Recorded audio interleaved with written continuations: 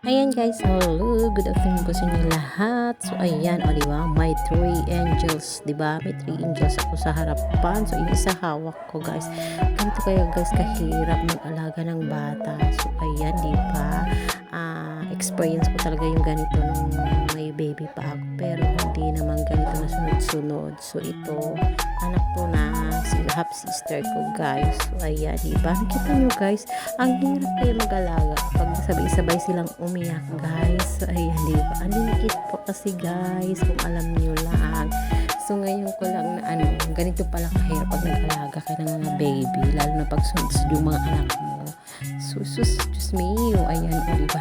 Hawak mo pa yung isang baby na maliit. So, ayan, may 4 years old pa sa harapan mo. Nililibang niya, guys. Mabuti ginakantahan niya o hindi umiiyak. So, mayroon pa isa ito 2 years old. Diyos ko, ayan. Di ba maluka ka, guys? Pag sabay-sabay silang umiyak.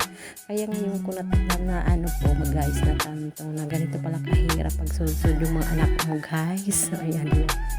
So, yung mama niya guys, wala pala guys, nagtrabaho. So, ayan, so dumididi naman sa bottle yung baby niya. So, ayan, iniwan siya dito si kila tatay kasi sila nag-alaga ng mama niya.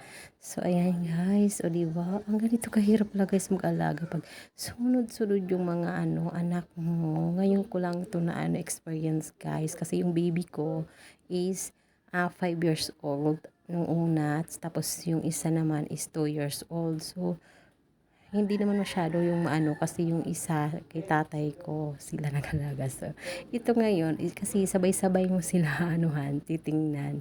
Sabagay dito naman sila kila tatay guys. So, ayan, yung sabay-sabay mo silang titingnan guys. Napakahirap. Tapos may alaga ka pa maliit.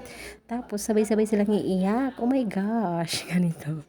Kaya guys, dyan sa mga dalaga dyan ha, huwag kayo puro jowa. O, diba? Ganito kahirap guys pag nanganak na kayo.